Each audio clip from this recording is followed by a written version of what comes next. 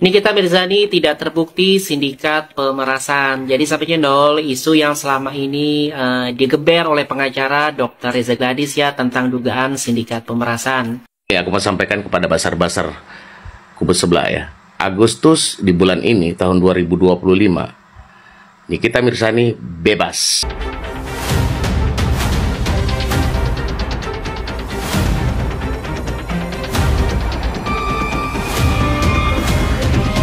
Sejak awal kasus dugaan pemerasan dan TPPU yang menyeret nama Nikita Mirzani, posisi Reza Gladys memang berada di kursi korban. Namun di era media sosial, status korban saja tidak cukup. Alih-alih menguatkan posisinya, Reza malah diduga menyebarkan rekaman suara yang bukannya menjadi amunisi, rekaman itu justru memperlemah posisinya sendiri. Banyak orang justru semakin yakin Nikita Mirzani tidak bersalah. Pendukung Reza kemudian mendengungkan isu anti-bullying. Sebuah kampanye yang seharusnya jadi benteng moral. Namun, kenyataannya di lapangan ada pendukung yang menyerang Nikita dengan serangan personal, bahkan sampai mengusik hal paling sensitif tentang almarhumah ibunya. Publik tentu saja menilai, dan ironinya, nilai moral Reza sendiri ikut jatuh terseret perilaku pendukungnya. Dan ketika Reza akhirnya bicara, publik tak lagi melihat sosok kalem. Yang muncul adalah wajah lain, ceplas-ceplos, emosional, bahkan menangis di podcast.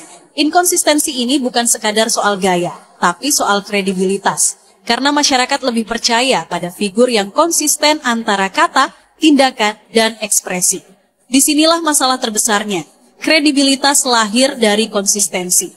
Publik percaya pada figur yang selaras antara kata, sikap, dan ekspresi. Begitu ada ketidaksesuaian yang terlalu mencolok, simpati pun bisa berbalik arah. Di era media sosial, menjadi korban saja tidak cukup. Kalau komunikasi berantakan, ekspresi inkonsisten, dan pendukung kontradiktif, maka simpati publik bisa berpindah haluan, bahkan kepada sosok yang sejak awal dituduh sebagai pelaku. Bagaimana pendapat Anda? Nikita Mirzani tidak terbukti sindikat pemerasan. Jadi sampai cendol isu yang selama ini digeber oleh pengacara Dr. Reza Gladys ya tentang dugaan sindikat pemerasan.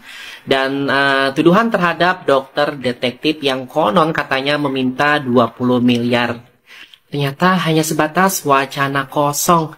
Faktanya pada persidangan Nikita Mirzani tanggal 14 Agustus kemarin itu jaksa penuntut umum bahkan tidak memiliki keberanian ya untuk menggali percakapan yang katanya berisi permintaan uang 20 miliar. Ironisnya justru pengacara Nikita Mirzani lah yang berani mempertanyakan hal itu di depan majelis hakim. Apakah ini menurut kalian indikasi kuat bahwa tuduhan itu hanyalah isapan jempol belaka?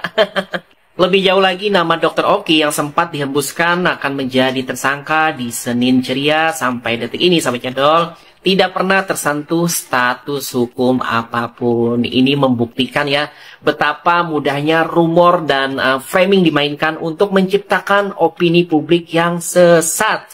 Nah, jadi secara ilmiah, sahabat cendol, ini masuk ke ranah trial by social media atau trial by the press. Nah, di mana opini publik sengaja digiring melalui propaganda, hoax, dan fitnah yang keji. Padahal dalam sistem hukum modern, yang disebut fakta hukum hanyalah yang terbukti di persidangan. Ya, dan diakui oleh majelis hakim. Jadi jika isu 20 miliar ini tidak pernah muncul ya sebagai fakta di persidangan, maka secara hukum ia hanyalah narasi kosong yang tidak bisa dijadikan dasar kebenaran. Dan kebetulan ya, sahabat cendol, kita sedang berada di bulan Agustus ya, bulan kemerdekaan. Jadi kemerdekaan itu bukan hanya bebas dari penjajahan fisik, tetapi juga bebas dari penjajahan pikiran dan informasi yang sesat. Bangsa yang merdeka adalah bangsa yang berani melawan hoax dan berani melawan fitnah dan berani membela kebenaran meski harus melawan arus opini. Jadi sahabat cendol, kalau dulu kita merebut kemerdekaan Indonesia dengan bambu runcing ya, sekarang tantangannya berbeda. Kita harus merebut kemerdekaan pikiran kita dari propaganda dan hoax yang terus dijajakan. Pertanyaannya, maukah kita diam saja jadi korban framing? Atau berdiri tegak jadi warga merdeka yang berani berpikir kritis? Ya, aku mau sampaikan kepada basar-basar kubu sebelah ya. Agustus di bulan ini tahun 2025, Nikita Mirzani bebas. Percaya, nggak percaya, terserah kamu. Mau jungkir, mau salto pun, saya nggak peduli. Intinya statement-statement Anda di VT-VT jangan dihilangkan. Oke? Di bulan Agustus tahun 2025, bulan ini, Nikita Mirzani bebas. Hati-hati kalian ya, hati-hati. Gini ya, gue bukannya rasis atau gimana. Teruntuk bule yang membahas tentang rekening Niki 300 juta. Bule, lu gue wanti-wanti ya. Mulut lu dari kemarin-kemarin untuk permasalahan-permasalahan orang lain, whatever, gue gak masalah. Sekarang lu mempermasalahin Niki tentang 300 juta. Mendingan lu diam, gue bilang diam. Ini kasus bukan merasa tentang lu suka atau nggak sukanya. Ini tentang mafia skincare yang berpihaknya telah melakukan oknum-oknum jasa, mempermainkan hukum di Indonesia.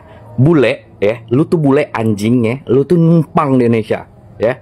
Apalagi 17 Agustus ini lu bacot, lu minta ampun. Gua lihat akun lu untuk jualan barang-barang. Buat kalian yang masih nge-tag tuh bule, tolong tagin video gue ini, ya. Gua di blok sama dia. Emang anjing. Gue diam dari kemarin untuk kasus-kasus siapapun terserah, whatever. Ini Niki tentang masalah skincare. Lu nggak tahu apa-apa, ya? Lu nggak tahu ya, netizen Indonesia? Hah? Dikasih hati minta jantung lo ya? Tag tuh bule anjing ya. Lu nemu jualan mau apa terserah. Sok-sok banget lo. Kalian tuh tinggal di negara Indonesia, ya. Nggak usah ikut campur urusan yang bukan urusan lo. Mending jual-jualan aja. Lo cari makan kan di Indonesia. Gua bacotin di blog. Udah miskin di negara sendiri. Kayak sekaya apaan sih lo? Kalau nggak kaya, kalau lu kaya nggak mungkin lu ke Indonesia.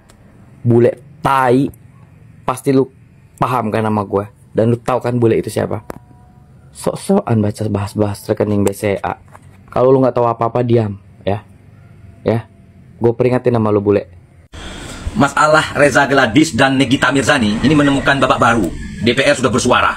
Apalagi masyarakat sudah jelas ini arahnya kemana. Bahwa Nikita Mirzani ini korban kriminalisasi. Ya, yakin. Aku yakin sejak awal sudah yakin ini. Kenapa? Bayangkan kalau kita fokus pada 4 miliar.